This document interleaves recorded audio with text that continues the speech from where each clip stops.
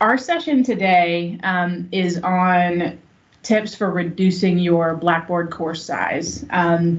So I'm going to kind of jump back and forth a little bit between my PowerPoint and the Blackboard course to sort of demonstrate what we're talking about and why it's important. Some of you, I imagine you all sort of came to this session for different reasons. Some of you might have received an email from someone in e-learning support in the last couple weeks about the number of tests in your courses. Some of you may have received an error message trying to add content into your courses, indicating that your course was too large. So there's any number of different reasons why you might be here. But we just kind of want to talk a little bit about how we can manage our course size, why it's important, but also some changes that are coming that'll probably impact all of you relatively quickly coming up this summer, as to why you're going to want to pay attention to some of this a little bit more. So can everybody see my PowerPoint okay? I think you can. I just want to double check before I jump too deep into it. Yes. Yes. Okay, thank you for that. So,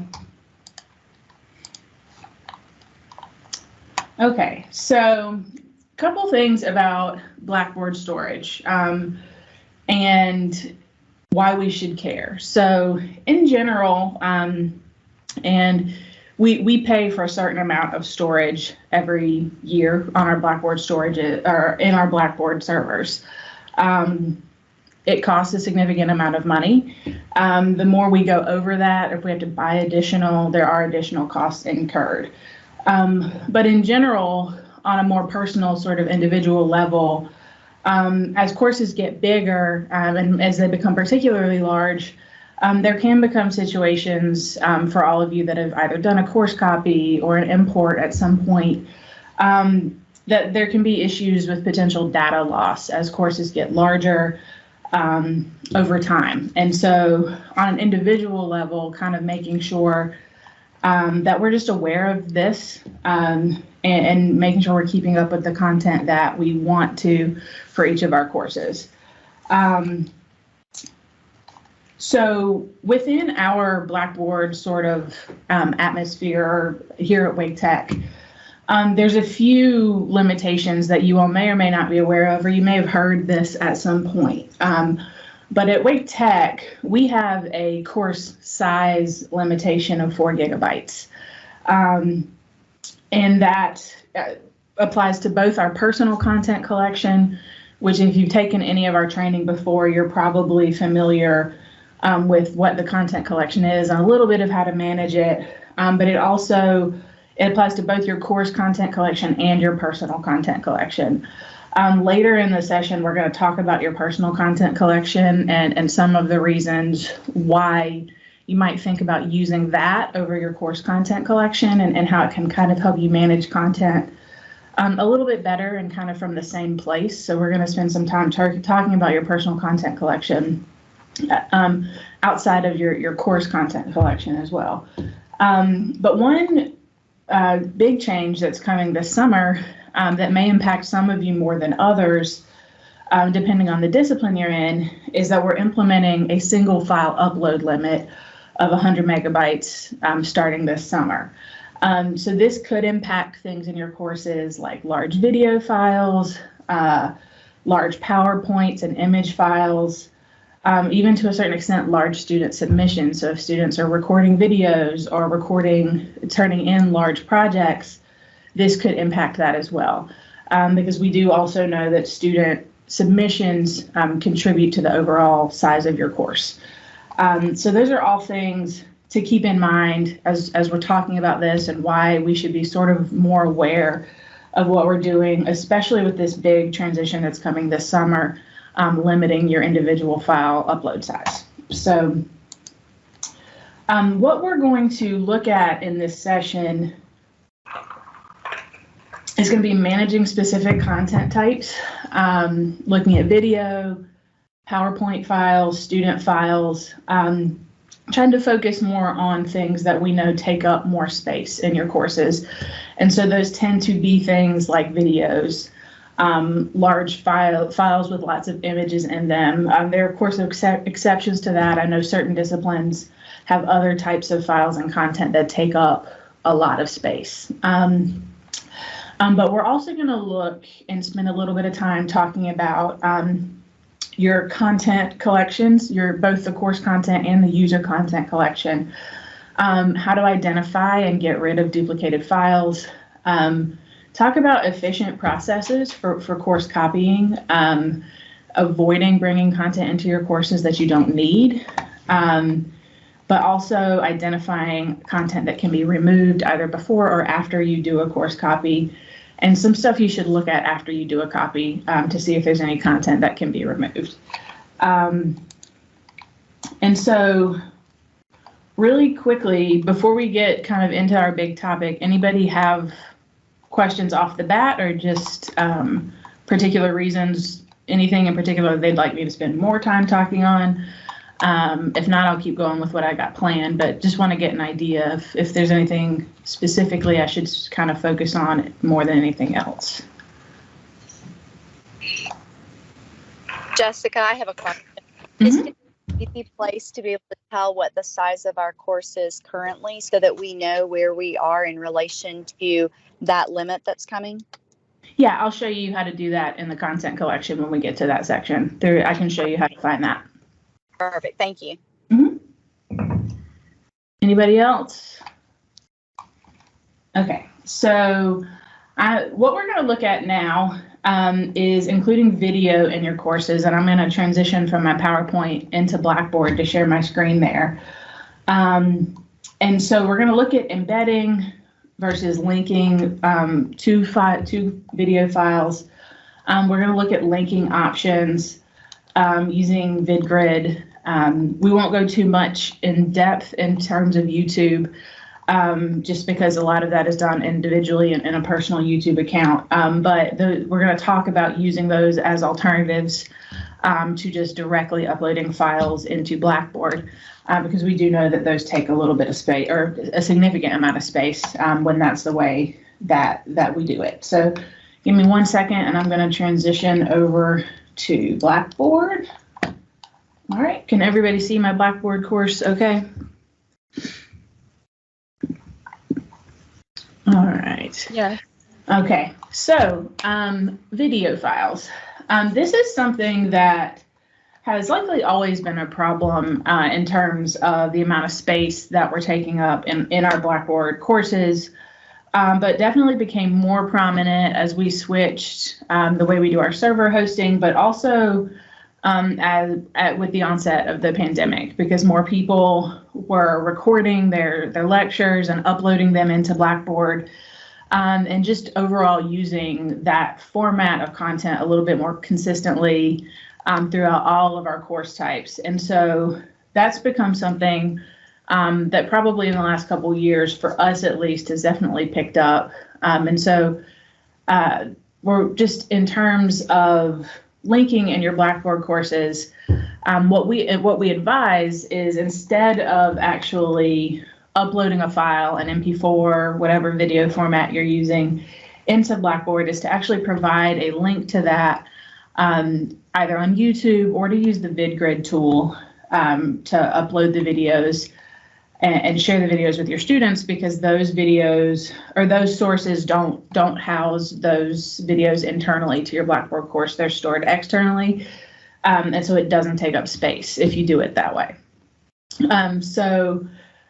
Really quickly, in terms of VidGrid, and most of you have probably, if you've not used it before, have at least heard that term and have an idea of what it is. And so VidGrid, outside of being a platform for hosting videos, also gives you the ability to do things like quizzing and ask questions on your videos to kind of assess students as they're going through them. A lot of people use it for that reason. There are a good number of people that also just use it for hosting their videos and their courses. And so if you're not familiar with VidGrid, I believe that everyone should have the ability to get to it in Blackboard now, but if you don't, you can always send us an email, and we'll double check to see if you have access to it. But within your course, just any course that you have instructor access to, what you're going to do is go down here to the course tools menu, and you're going to scroll down and you're going to select VidGrid portal. It might take a minute to load. And so from the VidGrid portal, you should have a couple of options. If you've used VidGrid before, you probably have a record button over here. If you've not used VidGrid before, you may not see this record button because you might have to download. You might have to download the recorder if you're going to use it to record yourself. So we've got a question coming in, Jessica. Do instructors have a limit for the amount of videos they can house in their VidGrid accounts? I do not believe so. I could be mistaken, but I'll double check that. Part of the reason we advise using it is because there is not that limitation that you have in Blackboard. So I don't believe there's an explicitly stated limit, but I can definitely double check that. I also want to highlight that an alternate path to the VidGrid portal is just in the institution screen under tools, and then there's a VidGrid portal link there too. Yes, but if you've not used VidGrid before, we would advise you to go through your course to find it. So if you haven't set up the account, we'd probably tell you to go into a course and go that way, right? Instead of clicking on it from the homepage on Blackboard. But Aaron, I'll double check. I don't believe there's a limit, but I'll double check and follow up with you on that one. So if you are familiar with VidGrid, you've probably seen this record button before. You can use that to record yourself and do a screen share. But to actually use VidGrid to upload videos, what you're going to do, especially if you have videos that you've used before, a lot of folks have MP4s of their lectures and things that they've recorded, or just short videos. You'll just use this plus button here, and then you have an option here to upload the video. So you can search for the video files here. And you can drag and drop, and then when you added the video that you like, you just select the upload video. It might take a second to load depending on how large the file is. Some of the videos, particularly if it's like a lecture and it's a little bit longer, might take a few minutes. But when it's done, you should see it kind of by default in this videos area. You can, in terms of organizing your content and organizing your videos, you can create folders to organize your content as well. So if I wanted to move, or create a new folder to organize my videos, I could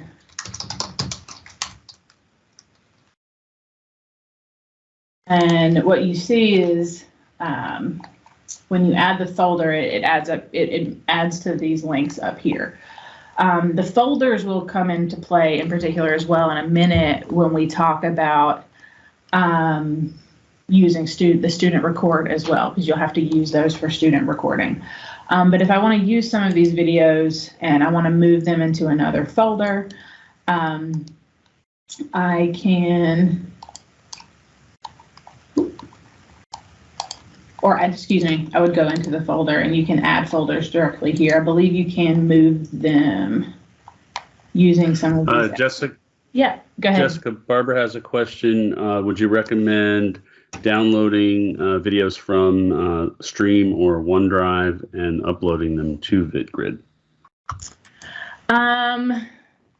So Stream is, as I understand it, there's still, all of our recordings and things are still available in Stream, but I don't believe Microsoft, or at least we aren't subscribing to using that Stream service anymore, but when previously what our content's there, we still have access to it.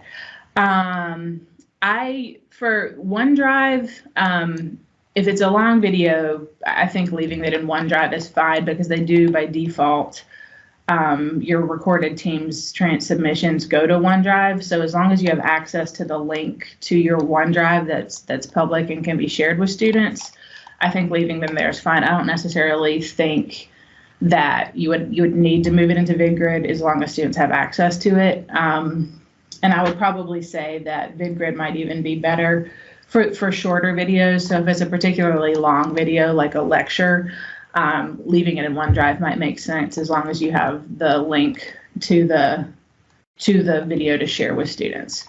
Okay. Jamie, did you have thoughts on that? Well, just, well, I mean, there's certainly organization-wise, it can be nice to have everything in one spot. But, all depend on what you're saying about if you discover that there are limits for VidGrid. Also, I think you may have just answered Jennifer's question regarding just providing a link to a recorded team session. She says it's showing up in Stream, whether it's showing up in Stream or OneDrive or wherever, just providing a link to that file, as long as the appropriate permissions are selected, that should work, right? Yeah, it should. As long as the permissions are selected, students should be able to get to them. So, and it doesn't cause a memory issue because it's not housed in the course. It's just embedded. It's housed in your OneDrive. Yeah. And yeah, Barbara, I can see the point there of having to update the permissions each semester as well. So there are some things to think about that. And yes, Jennifer, you can embed the video. I believe that there is an option to embed videos from OneDrive. I will look at that once we sort of get there. But when we start to talk about OneDrive. But yes, so you just have to get the embed code from. You have to grab the embed code, and you can use that in Blackboard. So there's a way to do that. Any other questions? Okay. So this is, embedding the video shouldn't count against the size constraints by grabbing the iframe or whatever the code is. Because it's still it's not physically storing it in the course there, so that should be fine. Okay. So this is VidGrid, and this is an option for storing videos. So many of you have probably used it as well to create quizzes and things for your students. You may have even used the VidGrid student recording tool, which allows students to use the VidGrid tool to upload videos, which in certain disciplines is probably used more heavily in certain types of projects and things like that. I know certain disciplines use that a lot to allow their students to record presentations or things like that. And so let me close out of here. Actually, I'll just bring up my PowerPoint here. So the other option that we talk about a lot for videos, if you have a YouTube account, is to upload them to YouTube and just provide a link, because there is a Blackboard YouTube tool that you can search for your video by the URL and it'll come up and you can just embed the video in your course.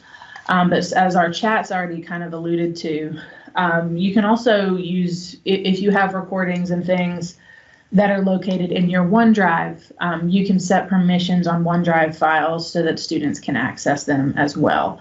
And so all of these have different kinds of limitations. It sort of depends on where you want to spend your energy. But all of these are different things to sort of look at in terms of hosting your videos outside of your Blackboard course, with less concern for potentially losing those videos as the course gets bigger and over time. Okay. So the next thing I kind of want to talk a little bit about before we get to looking at the student side of things, or just managing your student submissions, is PowerPoint files. So many of us have probably at some point used a PowerPoint in our courses.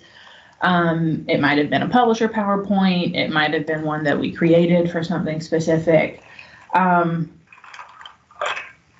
Depending on the source of the file, what's in it, the PowerPoint files can become pretty big. If they have a lot of images, other types of embedded content, these can be a source of a lot of information. And so there are a few ways to kind of address the size of your PowerPoint files. And I've got a link here that we'll provide to you after the session where, yeah, I'll drop the link there in the chat about how to work on, yeah, I see a couple comments asking for that. So we'll look at that, but some things to look at, and I'll kind of demonstrate some of these, is inserting images in versus copying and pasting your images, compressing the images that are in your files or in your PowerPoints, using and looking at your image size and the type of file that you're looking at, image file, just the type of image file, and changing it to some that are a little bit smaller, depending. And then also, similarly to what we discussed about Blackboard, some of the ways that you can reduce the size of your image files, or your PowerPoint files, excuse me, is to also put links to other external resources. PowerPoint's got a lot of functionality now where you can embed other content like videos and things, but again, those can make your files really big. So one of the ways to talk about that is and think about that is to also provide those external links, kind of like we advise you do in Blackboard. So I'm going to bring up, and I will go ahead and put this in the chat since nobody's asking for it. Sorry, go ahead, Jamie. This is a whole training in itself, probably, but something else that occurred to me is if the PowerPoint content, especially if it's something you made yourself, might also work as a soft chalk. There's a new option in soft chalk to put items in the cloud, in which case the whole soft chalk would be an embed or a link. And so all of that content, it now exists outside of your course instead of in your course. So that may be, it's a little more involved process, obviously, but something to think about. Yeah, SoftChalk's a good alternative for PowerPoints and any other type of content that you would present sequentially, and a good option to make it more interactive, and it lets you host it externally to your course as well. So we can certainly give more info on that if that's something that's wanted. I did go ahead and put the link to the file or to the website in the chat for those of you that were asking for it, but I'll definitely follow up with an email on it just in case anybody else needs it afterwards. So looking at, I'm going to switch to this next slide here to look at this image, and we'll look at how to kind of compress our images in our presentations. So compressing images is a good way to reduce the image size and the overall size of the PowerPoint, particularly if you have a presentation that is large or has a lot of images. And things to think about, and reasons for this in general, is that one of the things we know about images when it's presented in a certain format,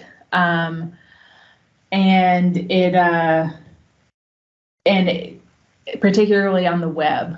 We already know that online or browser formats of images, within reason and to a certain extent, reduce the quality of our images already. So using images in our PowerPoint files that are super high quality or high pixel counts or anything like that, you post it online, it automatically sort of already loses some of that quality. And so the thought process in doing this beforehand is that it just saves some of that file, or saves some of that space, makes it a little bit smaller because you're going to lose the quality anyway. So within this PowerPoint, I've got an image here sorry, go ahead, Jamie. Oh, before you demonstrate, there's a question from Jillian. You had, we're moving into that 100 megabyte limit for uploads, but is there a recommended file size for a particular image? Just, Is there a recommended size for a chapter PowerPoint file? In general, Yeah. In terms of if it's related to images specifically, I don't know exactly what that recommendation would be. I can tell you, as we said at the beginning, we're headed towards this summer implementing this 100 megabyte like single file upload limit. So I think the overall file size would probably vary based on the discipline and how much information is in it. And you may, I would venture that you might have to split some PowerPoints up. A lot of instructors might be looking at that if that becomes an issue, particularly when adding new content. But I think it's going to vary by discipline on how large the file should be. But just keep in mind the limitation of you won't be able to upload a file that's larger than 100 megabytes. Yeah. There's Jessica's made a really good point about being pedagogically appropriate. So you think about your budgeting, appropriately in that sense. Like, for example, if it's an art appreciation class and you're really asking folks to sort of zoom in on a painting and it needs to be sort of higher res for the pedagogical reason, then of course you can budget appropriately as long as it's, less than 100 megabytes. Yeah. So I think that those would all be considerations there in situations like that where you might want to try to have a higher quality image. You might want to make the overall presentation smaller so you can get the quality or as much of the quality as possible included in it. But in other situations, or consider putting the image separately. Yeah, or adding it as a separate item in the course for sure. So, but from a PowerPoint point of view, if I look at this image here, and I want to compress this image. What I will do is I've got the image selected here. On the picture format tab in PowerPoint, you just make sure you have the image selected and you can select the compressed pictures item over here to the left. And then you see the options to reduce the resolution of the image, and you can choose. In this particular in a presentation, you can tell it to select or add in. If you want to apply it just to this picture, you can do it. You can also kind of change this and apply it to other images within the presentation as well. But for this purpose, I'll just say that I can I'll apply this to this picture. And then if I want to change it, this one's set to use the default. If I want to change it to a web presentation, which is, we're using Blackboard. So changing it to web would probably be a good option for this particular image. And I select OK. And this will overall just reduce. It doesn't look, and this is, as we said before, it may not look on the surface like it's done much to change it, which kind of speaks back to the point I was making before, is it loses some quality in general when you present it in certain formats. And so students in a lot of ways may not even necessarily notice unless, again, it's in certain disciplines where the quality is going to be really, really important.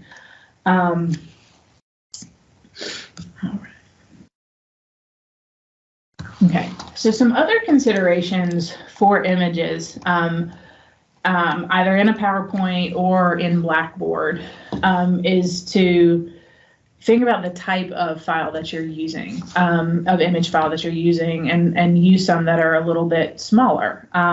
Most of you know that Blackboard, in terms of adding images directly to Blackboard, it's compatible with most common file types. Your JPEG files, PNG files, things like that. And if you use, depending on, again, your discipline, you might have all different types of files for images.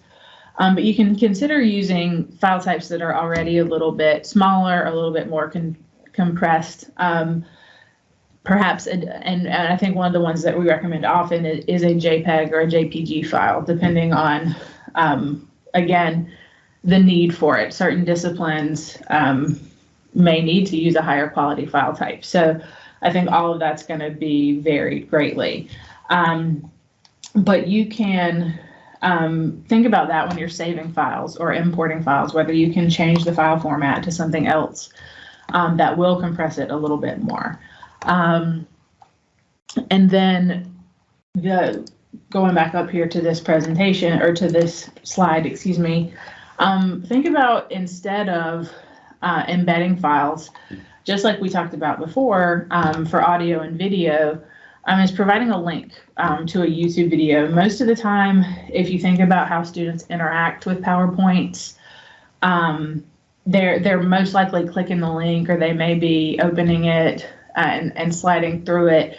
So it's really not a very big transition for you to provide a link that opens in a browser window, because they're already looking at it on their computer. And so you don't lose very much by providing an external link instead of embedding it in the lesson or in the PowerPoint itself. So if you're using, Jessica, this is sort of a sticky note, I think. Pamela said, in Blackboard, is there a repository area where we can put material where multiple sections of the same course can link? And I think she's talking about the content collection, which you're going to get to, right? Yeah, we're going to be talking about the user content collection in once I get to that section. It's next up. And the user content collection allows you to access your content from multiple courses. So we'll spend some time talking about that.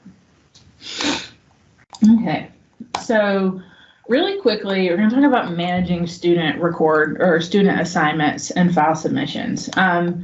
So this is more of an issue in certain disciplines. I know a lot of our computer systems program, like those disciplines, often have students that have to submit files, some simulation gaming design. Students have to submit large files or zip files. And even art and other humanities courses where students have to put together presentations. Sometimes they have to submit large things. This upload limitation can be a problem for students too. And so we want to work on ways to help students sort of mitigate this as well. One of those ways is to use the VidGrid student record. If you have any assignments where students have to record a presentation or something along those lines, you can use the VidGrid student recorder to do that. You can also give students instructions to upload their presentation to maybe a private YouTube video that would allow them to provide it externally.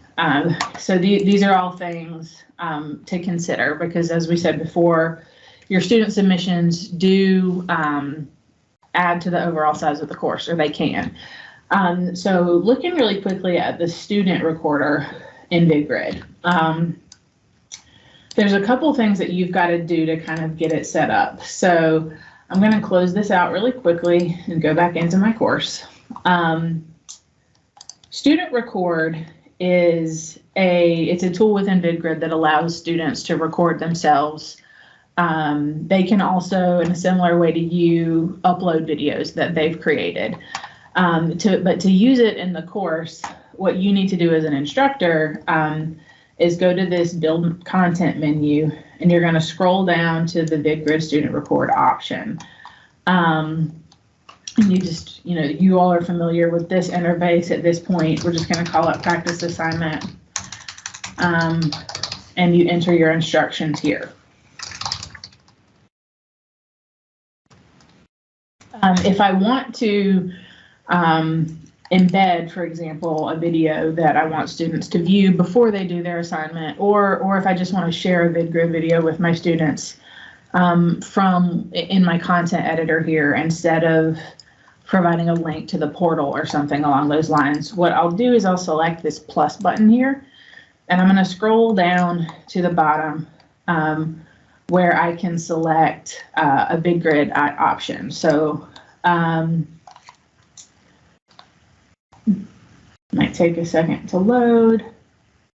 Okay, and I'll just choose one of these videos. And once you've selected the video you want, you'll get a demo or a sample of the video, and you just click the checkbox, and you'll see the video embedded here in the content editor. And this would be the same for any content item a video that you wanted to present with VidGrid. It doesn't have to be specifically for the student recording tool, but those are the steps you go through to embed a VidGrid video in your course if you didn't want to link them over to the portal and they could watch it within Blackboard. So what I'll do for a VidGrid student record, if you need to grade a presentation, what you're going to do is change it to enable evaluation and add a point value, make sure it's visible to students, and allow them to view the content. Doing all this part, this is what makes it a graded activity. It'll add a column to the grade center for you.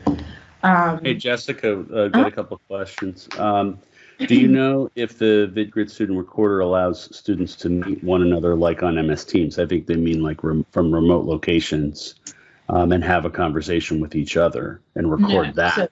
So, no, it wouldn't allow them to do like a meeting like that. They could meet in Teams, record that, and upload it to VidGrid. But there's not like a meet function where they could record an interaction with each other. Is that kind of what you're asking? That was the question, yeah. Okay. I guess they could record a Teams meeting though, and then download that video, but they'd still have to get it to somehow in the course, which could be a larger file. Mm-hmm. Also, there's a question. I'm not exactly sure which thing you were talking about that they were referring to, but do you have to renew permissions each semester for this method? I think it was what you were just speaking about. Oh, for VidGrid? No. So VidGrid, you shouldn't have to update the permissions. They're kind of by default. If you've shared a link to it, they should be able to get access to it. And so you can, to check permissions on your videos if you want to, just get an idea of it. It might take a second to load.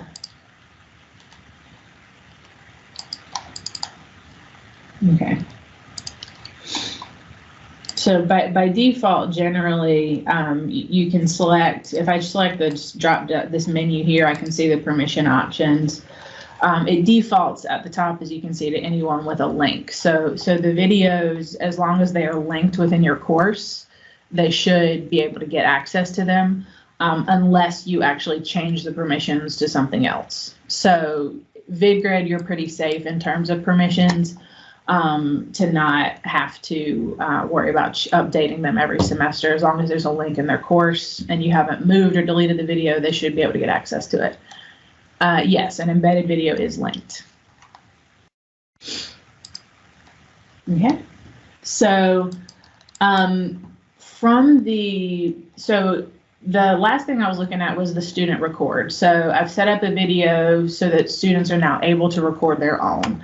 I'm going to close this out really quickly because there's another step I need to go through to make sure that it works correctly. And so if I scroll down here to the bottom where my VidGrid student record assignment is, one additional step you're going to take is clicking this link with your instructor view on, and you're going to select a folder that you want your student responses to go into. So that's where I mentioned earlier that setting up folders is going to be an important part if you decide to use the student record, because you have to identify a location where you want your student recordings to go. So in this case, I have a folder called practice already that I'm just going to select, and then I'll click submit.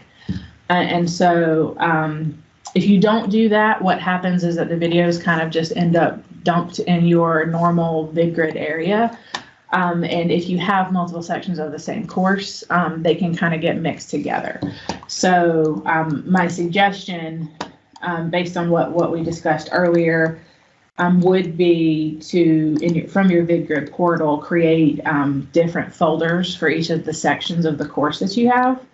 And then when you set up these student recording assignments, you can direct their responses into those folders.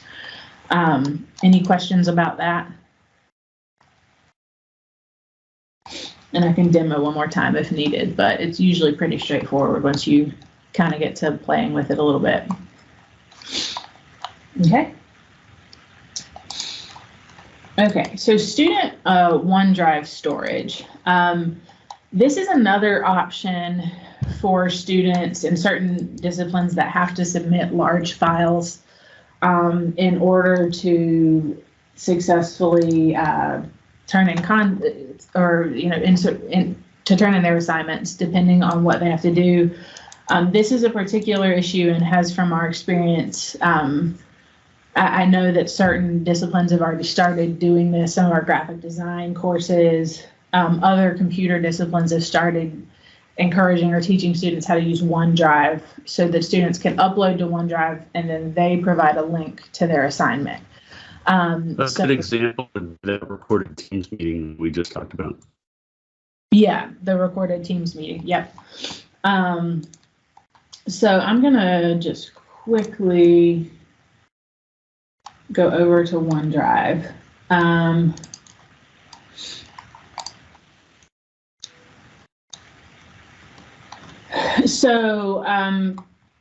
Most of you are probably at least a little bit familiar with OneDrive. And we know that with our Microsoft Teams meetings, when we record them, if we record Teams meetings specifically within a certain team on the channel, then that video is going to go into the recordings file on your team. But if you just record another meeting like this one, when we're done recording, will show up in my recordings file in OneDrive. So what we can ask our students to do, particularly if they have to turn in a file where there's a chance it's going to be a pretty large file, is to upload it to OneDrive and then provide a link in their assignment submission that allows you to access it afterwards. So this is something that an increasing number of instructors have started to do in certain disciplines, just to avoid students being unable to submit their files. And so we would go through. Oh, Jamie, go ahead. Oh, I was just going to say, can you show the procedure? You sort of linked to your OneDrive really quickly, and you sort of showed it from an instructor point of view. Mm-hmm. Maybe it would be a good idea to go to the student portal and show how students would get there.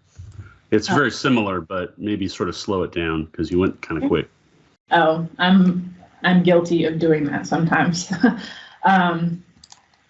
Okay, so from the student portal, they can get access to just the Waffle button. Yeah, the Waffle button at the top. It's going to look because my OneDrive is my OneDrive, so it's going to look very similar. Or they would get to it from the same way. So once they're logged into my.waketech, they click we call it the Waffle button or the Waffle icon up here, and then just select OneDrive, and that would open up for students. So pretty straightforward. We followed the same steps most of the time on our side of it. So in order to get a link to the file, which most of you had just following the chat, it looks like most of you have done this at some point, you would find the file and you would just click the three dots next to it. In this case, I'm going to click the share button, and I can either, if they can share it with you individually if they would like to, or they can, or you can make it more broadly available. So on your end as an instructor, if you need to make it available to your course, you might click this button, and you're probably going to edit or change the permissions, and you might change it to people within WakeTech that have the link. That's one that most commonly is used, I think, because they're going to be required to access it using their WakeTech email address, and so they wouldn't be able to open it unless they had the link. And if you're sharing it with your students and want it to be available to students in multiple sections, that's probably what you would want to do. But on the student side, they would likely either share it with just you, or they could share it if they wanted to with the whole college. But I would think in most cases, they would share it with you individually. And And then what happens is after you click the share button, it'll generate a URL so that students can copy this. And then on the Blackboard side of things, when they submit their file, they can submit a link to the file in OneDrive which you would then have access to. And so that's kind of a workaround for large files when students have to turn things in, because they are also going to be much less limited in terms of storage by using their OneDrive instead of uploading files individually into your Blackboard course. Any questions on that? Okay. All right. So next thing we're going to look at is user content versus course content collection. And I'm going to just quickly show you what these next two slides are about, and then we'll probably spend the rest of the time just looking at in Blackboard and kind of going through some of these things. So I'm going to show you the course content collection for a few minutes, just because I think this is a section of the course that gets ignored a lot. A lot of people don't know it's there, and they don't know exactly even what it is. And then, so we're going to look at adding course files to your course and look at what it looks like from a course content collection. But then we're also going to talk about your user content collection and how that can be used to provide files and content to multiple courses. And then what we'll look at kind of last is looking at some of these things that we do in course copy, and some of our best practices for doing course copy using development shells, things to include or not include, and what to look for when the test when it's complete. And then we're going to spend a little time looking at duplicated test surveys and pools. Some of you may have gotten emails about that in the last couple of weeks. And some of this, particularly the last items about test surveys and pools and looking at duplicate files, we focus on this. It serves sort of a dual purpose. It in one talks about, it does speak to the size of the course, but it also helps from an organizational point of view, just making sure you only got in the course what you need. Many instructors, I think, make a habit of either keeping old tests from previous semesters, and then they might have multiple tests with the same names that are slightly different. That can cause some confusion as you're building a course, particularly if you're hanging on to things that are old. But often these things are just duplicated unintentionally in a course copy process year after year, and that's why we have so many of them.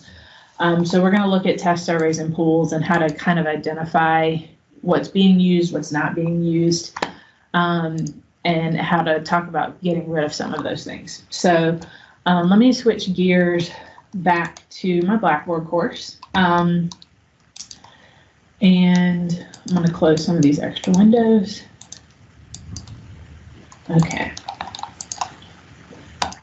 Okay, so the first thing that I'm going to spend a little bit of time talking about is your course content collection. And we are going to advise you to try to use, and we're kind of trying to transition people to thinking about using their user content collection a little bit more than their course content collection. But we can't really talk about the user content collection without at least talking about course content collection, because if you are experiencing an issue in your course where you have gotten an error message because you couldn't add another file because your course was too big, the first place that you're going to look is that course content collection, because that's what you need to look at first. And so we can't talk about one without spending a little bit of time talking about the other one. So from within a course, any course that you have instructor access to. So to access your course content collection, and kind of want you to think about course content collection as like internal storage to an individual course. So it's all the files, images, content that's housed in one specific individual course. To find that, you're going to go down to course management. You're going to select the content collection button, and then you're going to open up there will be a link that matches whatever the course ID of your course is. So it'll be 2022 SP or SU or whatever it happens to be, that you'll select and open up. So and then you'll see a page that looks probably pretty similar to this.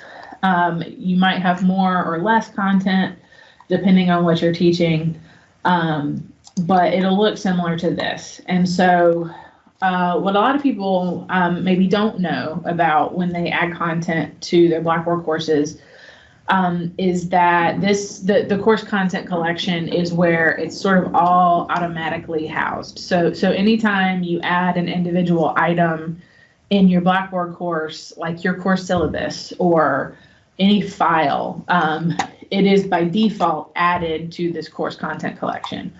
And this is where it goes. And so if you've ever tried to add a file and you maybe got one of those really pretty red error messages that says you can't add anything indicating your course is too big, this will be the first place that you jump. So to sort of get familiar with what you're looking at here, is obviously over here on the left, you've got, it tells you what types of files you've got going. But it's also got your file names. So you can really pretty easily decide and determine whether you have duplicate files by looking at your file names. You've got the column in the middle here that tells you the last time it was edited or accessed, which can be helpful in identifying whether or not it's being used or can be updated or taken out of. But the column that you'll probably want to pay attention to is how big the file is. And that's this column here that shows you how big each individual file is. So we had a question earlier before we got started. You all wanted to know, well, how do I know how big my course is now? The way that you do that from your course content collection is go up here next to where you'll see your course ID. And if you select this button here that says 360 view,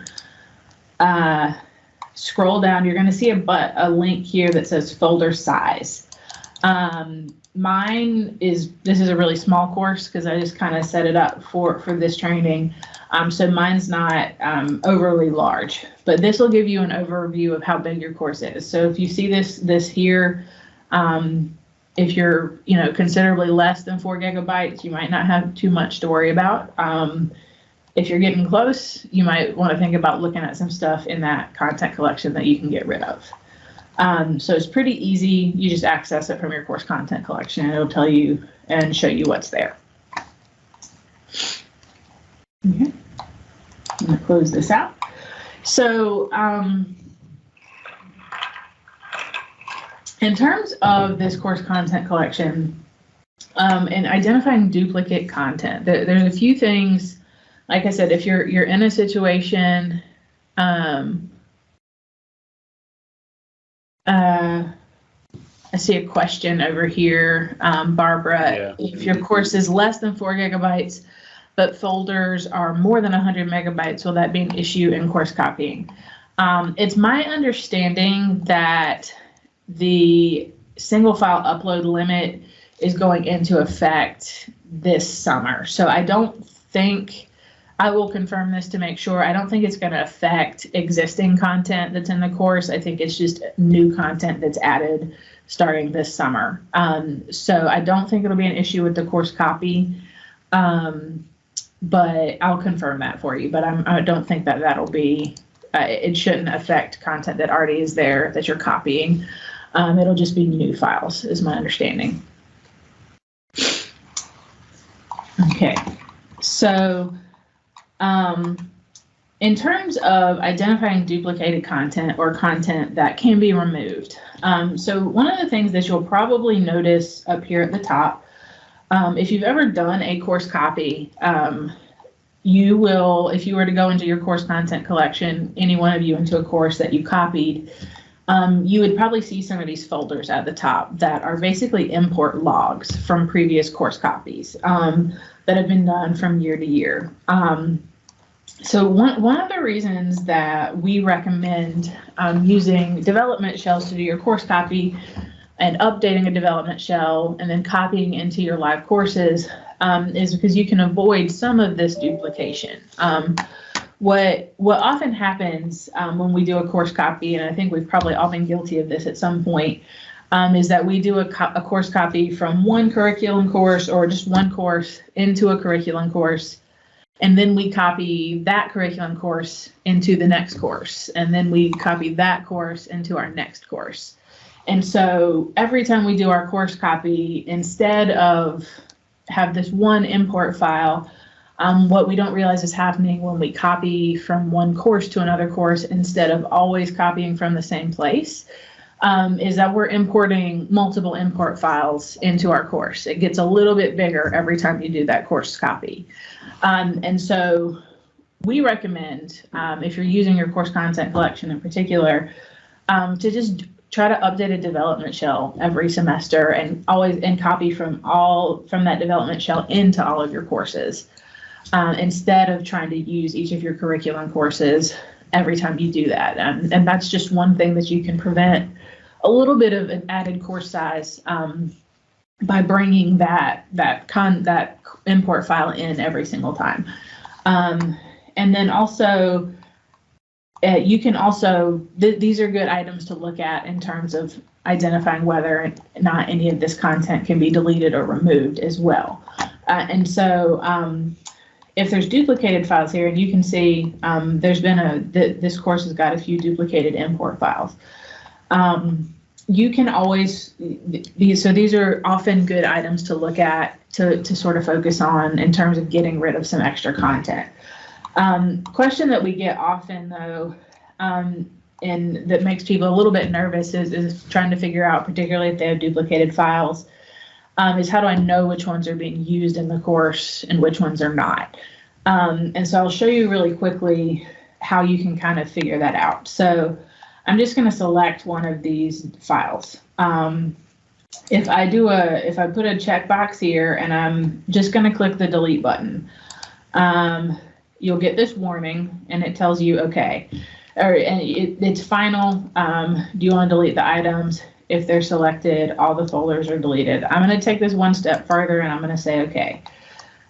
So if you're trying to delete a file or a folder that is linked to something in the course, you're going to get an extra warning on this next page that says, hey, there's content here that's connected directly to something in the course. Are you sure you want to do this? So if you get this warning that says this is linked or contains items that's linked to other places in the course, if you delete it, it's going to result in broken link. You might want to click cancel because that means that the content's probably being used somewhere else. And that concept kind of applies to all of the content in your course menu. So if I scroll a little bit further down, I've got some extra files here. I've got 3 files here called removing duplicate course content. Now, Blackboard does try to help you out a little bit by identifying which ones are duplicated. It appends a number usually to the end of it. So if you've added a file that has the same name more than once, good indicator is there's a number in parentheses at the end because it was added after the original file. So these can be good indicators. So if I wanted to try to delete one of these files here, I'll just put a check mark here and I can select this delete button. This one is linked within the course somewhere. So again, I'm going to click cancel and I might choose to delete a different one. And that one deleted. So that one's not being used in the course at the moment. So Blackboard tries to build in lots of cushion for you to not make those mistakes of accidentally deleting content that's being used in the course. So from your content collection, it'll give you a warning that says, hey, don't do that. If you don't get that warning, then the content's generally not being used in the course. Yeah, Jessica, just a advertisement, public service announcement for actually using the content collection versus some people might not use the content collection. if you do a copy from a curriculum course to a curriculum course, which we already said is not recommended, but if that happens, it's not just about file size. You may also find that links to files are going to be reaching to last semester's version of the course, and then you may have a rash of students who tell you, I can't access the file. Well, of course, because they don't have permission to access that version of the file from the old course. And so it can create a lot of other headaches as well. So please use the content collection. It's definitely advised. Yeah. Okay. Any questions on course content collection? I just wanted to sort of get a little familiar with this before we talk about the user content collection and how it's different. Okay.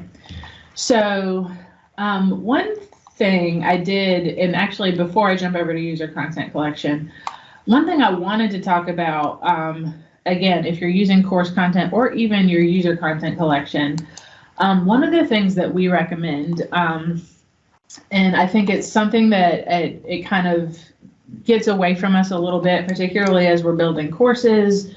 Sometimes we're given courses at the last minute, and so we don't always have time to necessarily think about doing it in advance of the course starting. Is to, you can actually add files directly to your content collection, either personal or user content collection, before the course starts.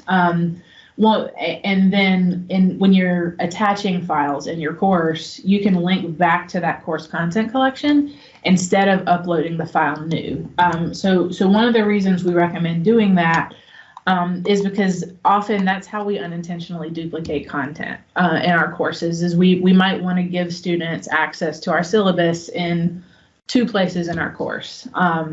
But instead of just linking back to that content collection, we upload that syllabus twice. And so now we've got 2 versions of that syllabus in our course content collection. And so one of the things that we recommend is to upload, when possible, upload the files to the content collection first. And then when you're building an item in your course or you're attaching a file, you can scroll down to this attachments area, and instead of browsing local files, which I know a lot of us probably do, uploading from our computer or a thumb drive or something like that, you can browse content collection. And what this does is this opens up all the files that are in your course already. And so I can select one of the files that I want to provide an attachment to or provide a link to, and students can access it from here without me uploading the file again in every place that I would want to provide a link to it. That prevents or avoids you accidentally uploading files more than once and having duplicates there in the content collection. All right, so I'm going to switch gears to talk about user content. And so we've had a couple questions about that. User content collection, you're going to access it in a very similar way to what you did with your course content collection. So if I go to this content collection menu, instead of selecting the one that has a course ID, I'm going to select the one on your end. It probably has your key account. Mine says Jessica content. If I were using my key account, it would say JL Hatcher content. So I'll select that one. And this is my personal content collection. So I can house content here for all of my courses that I teach and link to those link to those courses, especially if I teach more than one section of the course, link to this area in those courses. So one of the things to point out here, though, your personal content collection also has a 4 GB limitation. So consider that when you're putting a lot of information here. It is still limited, but it does have the capability to let you access content in multiple courses. So what I would recommend, and what I typically recommend, if I were teaching, maybe I was teaching 4 or 5 classes and I had 3 sections of English 111 as an example. If there's any common files that I use in all of these sections of my course, I can create folders for those things. Create a folder that says 111, 112, And I'll just call this one practice folder. And within these folders, I can upload individual files to my course. Maybe we have a common syllabus, or we have other instructional content that I'm going to use, I know, in all of my courses. I can add those files here. The thing with the personal content collection, and again, is probably a reason why it doesn't get used quite as much, is because it does require a little bit of like prep work, and especially if we're giving classes, you know, or I know sections are sometimes traded around right at the beginning of the semester. We don't always have the time to get this ready before the course starts. This is something that does require a little bit of prep work in advance, but it is very helpful in terms of being able to manage all your course files from one area. So it looks and functions very similarly to the course content collection. So you've got options. It shows you what the file type is, how big it is, and these are your viewing permissions, which we'll look a little bit at viewing permissions. If you use this and students have access issues, how you can kind of look at the permissions and see what might be the problem with them.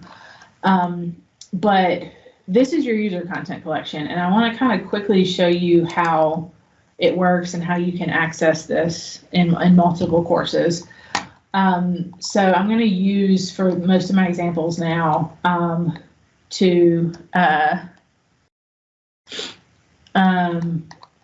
from this removing duplicate content folder.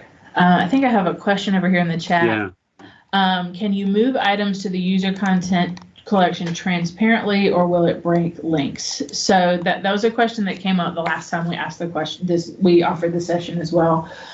You can move content from your personal collection into the user collection, but you want to be careful doing that because, or excuse me, let me rephrase that. You can move content from your course content collection into your personal collection, but you want to be careful doing that because if that content is being used in a course, it will break the link in the current course. So it is possible to do that, you know, if you're planning forward, or maybe even if you're working from a development shell that you're not going to break anything like live, or that you could fix it quickly.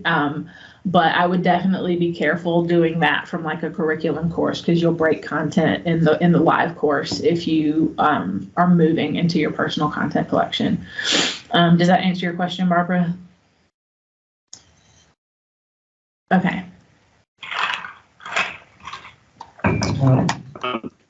Can we use the move option instead? What do you mean? I mean, not move. I'm sorry, not move. I mean, copy. I don't. Although we can test that out and see. I'm not sure. I've not tried that before. So we can test that out as we're looking at it.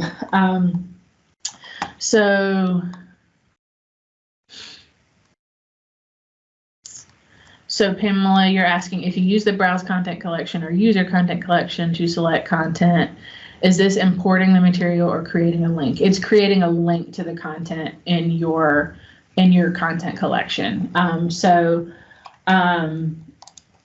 The personal content collection in Blackboard, I would compare it loosely to, it is still Blackboard Storage.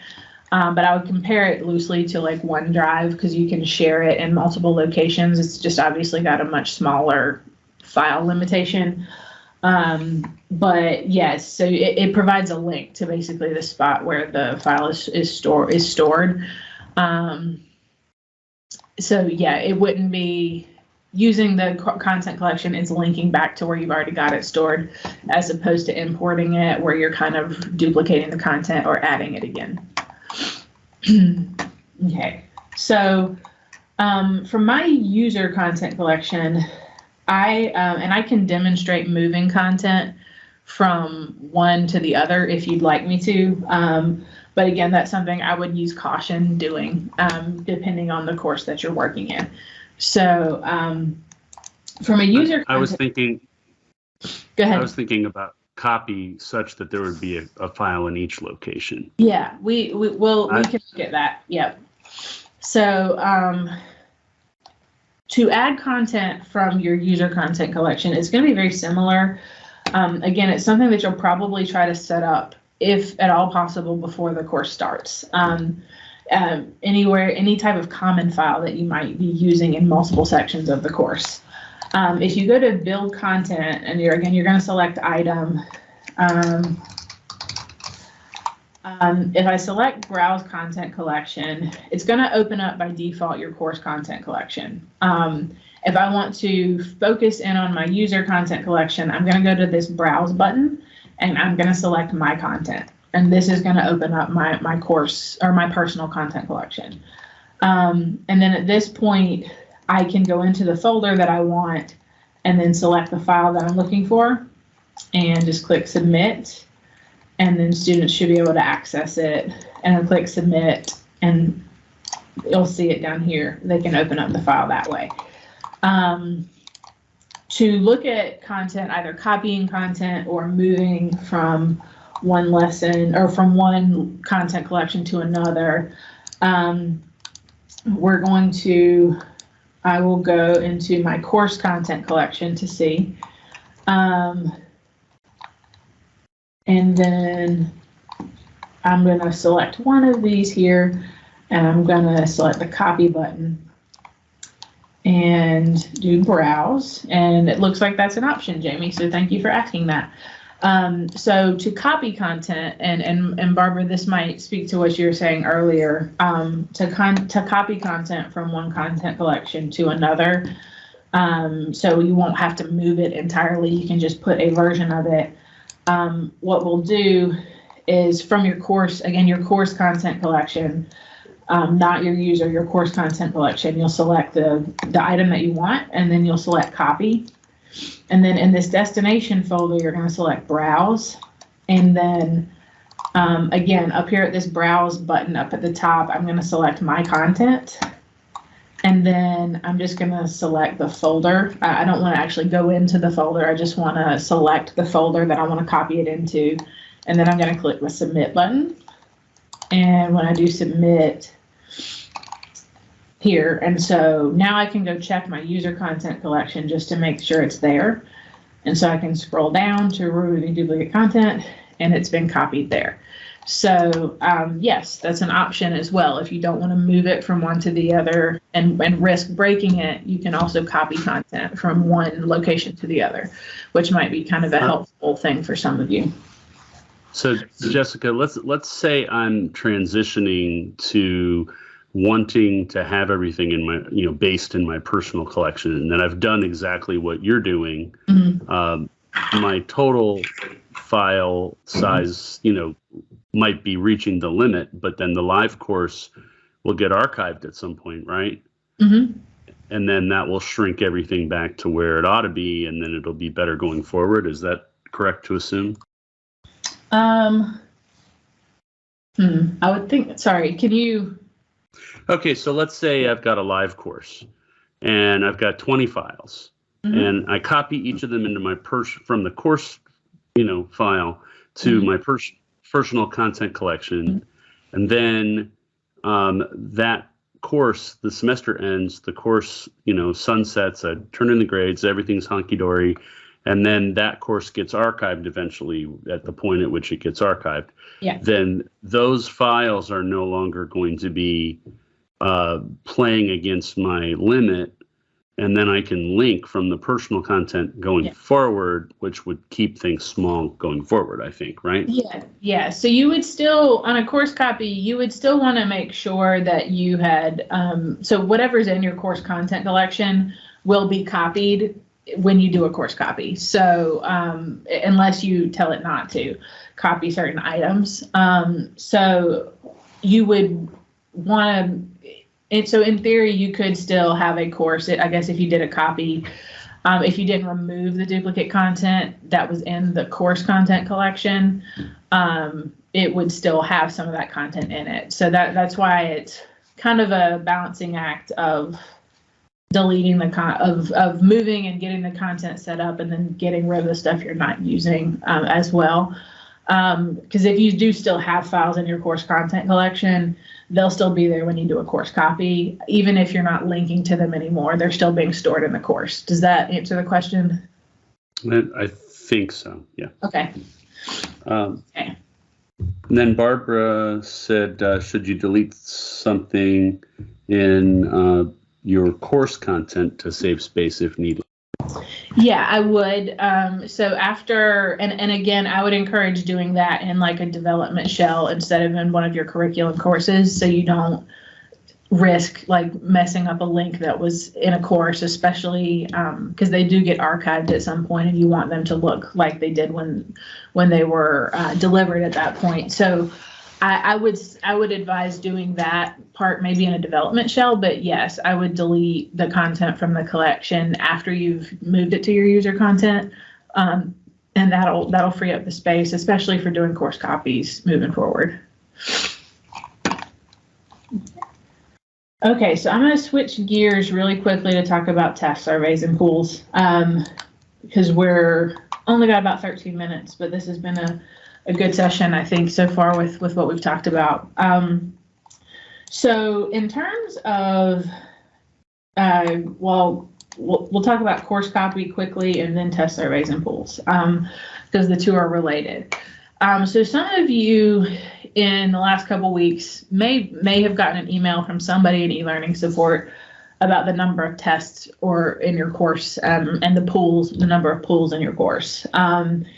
And probably indicating you had more than 100 in your course, and that's usually either tests, pools, or both of them together. But course copy, sometimes it's not a problem because sometimes test questions are very small. They're just text-based things that don't take up a lot of space. But certain disciplines do put other types of files in their tests, like videos or images or audio files. I know some of our foreign language classes use audio files in their tests, which can make those tests take up quite a lot more space than we realize. And they're often duplicated on a course copy, or duplicated just as we deliver our course. If we made a change to the test, it's just for whatever reason, these areas of our courses get duplicated a lot, especially after a course copy. And so a lot of the work that you do in terms of identifying that is going to be either before or after you do the copy. I would encourage you to look at a development shell, clear out what you don't need, and then do your course copy. But we're going to look at it in a little bit of a reverse order now, so we can see how those things happen to begin with. So most of you for course copy have either probably done one yourself or you've submitted a ticket to have us do a course copy for you at some point in your time here. Usually what we advise for course copy, and at least what I advise, I may not, others might have different opinions than me, so I won't speak too broadly, but I usually advise to select all and then uncheck the things that you don't want to copy. So because that's easier. Most of the time from a development shell in particular, you probably want to bring most of the content over. That said, if you're copying from a curriculum course, you're probably going to want to not include your course entry quizzes because every single one of our online and hybrid courses already has that in it. So if you do a course copy, you're just duplicating that. And this is actually something that becomes an issue a lot at the beginning of the semester in terms of adaptive release rules on course entry quizzes and things like that.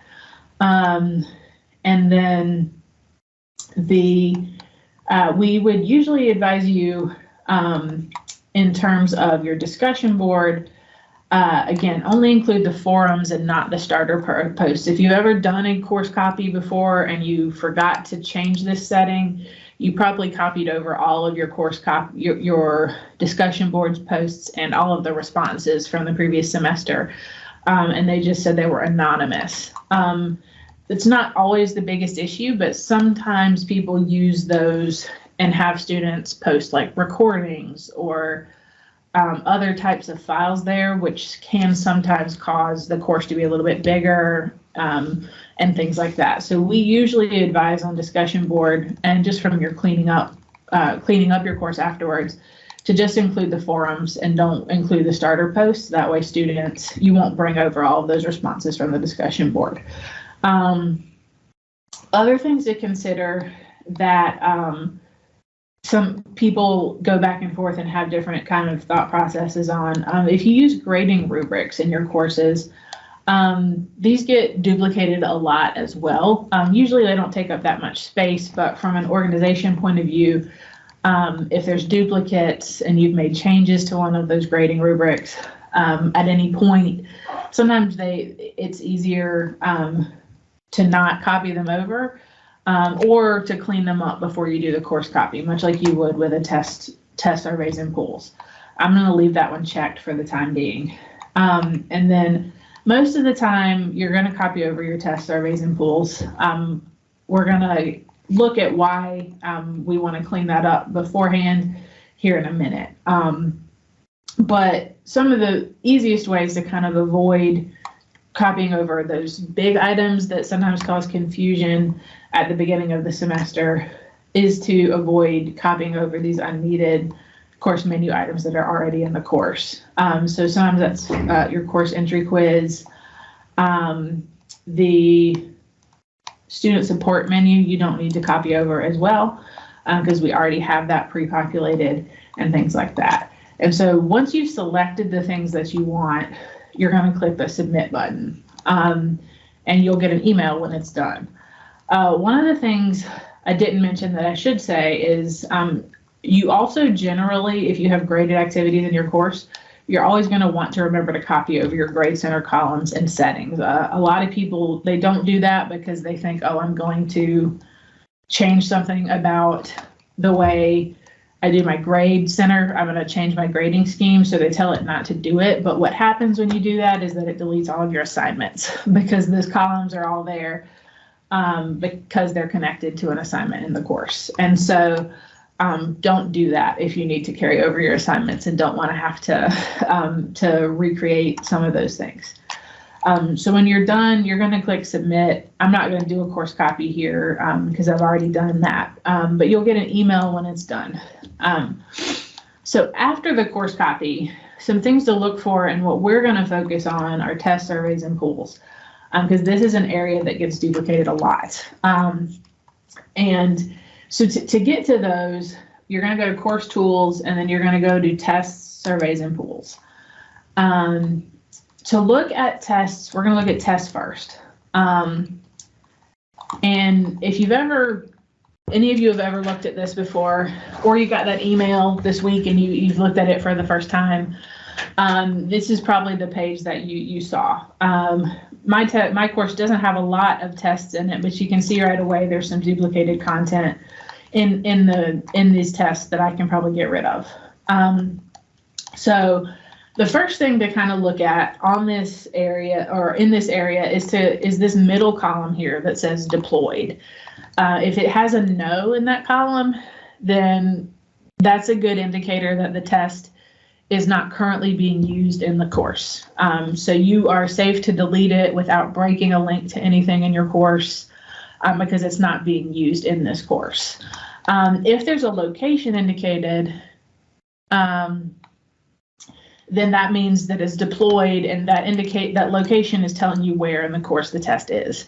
So if for any reason you need to get rid of this test or change it, you're going to have to delete it from that area first. Jamie, were you saying something? I thought I heard your mic. Just to add to that, piggyback, an example of something I see a lot of are old course entry quizzes. Yeah. Mm-hmm. So, and that's because in every semester, if you teach an online or hybrid course, we all have a course entry quiz in every course that we teach. So, one of the reasons, that's another reason that we encourage to use development shells, is because you won't have to worry about copying that duplicated course entry quiz. But the issue with the course entry quiz, particularly at the beginning of the semester, is related to adaptive release rules. It can be a little confusing when the rule is set up on a test from a previous semester or things like that. And so they don't take up a lot of space, but they can certainly be confusing when there's duplicates of them in this area.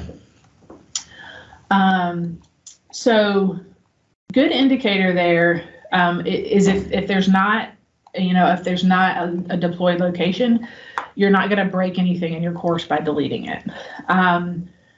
Blackboard does try to give you some, so, and Amy said here in the chat, even if you uncheck the course entry quiz during the course copy process, it will copy it into the pool. So that's another reason we say to check here. It's also another reason we encourage to copy from development shells, because generally speaking, the development shell doesn't have a course entry quiz in it. So you won't worry about them piling up from semester to semester. Yeah. So it can be manually removed post copy. So,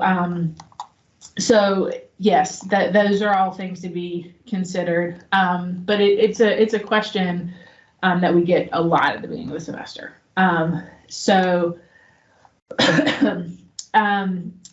If Blackboard, much like with the content collection, it tries to kind of help you out a little bit if there's a duplicated file and sort of, or the duplicated test in terms of indicating which one is more recent. So you can see that it appends also a number in parentheses to tests that were added at a later time.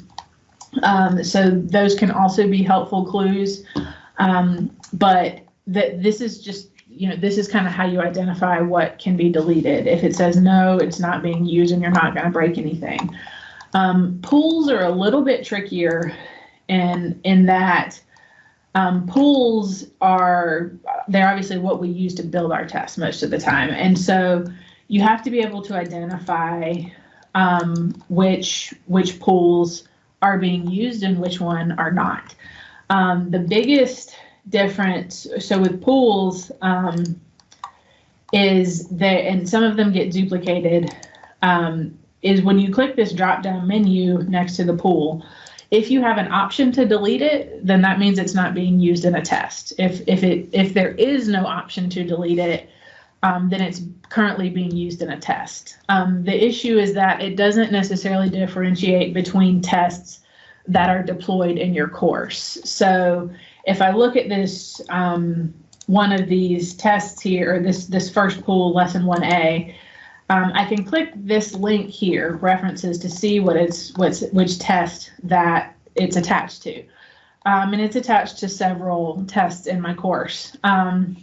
But if you remember what our test area looked like a minute ago, not all of these tests are currently being used in my course. And so sometimes being able to you have to look at them side by side to figure out which ones can be deleted and which ones aren't being used. So we're right out of time, and I think that kind of covers the gist of tests. I just want to give everybody, if anybody has a couple minutes to, if they have questions before we get off. I don't want to cut us short if anybody has specific questions for me, but we're right at time, at the end of time. I'm stopping recording. Okay.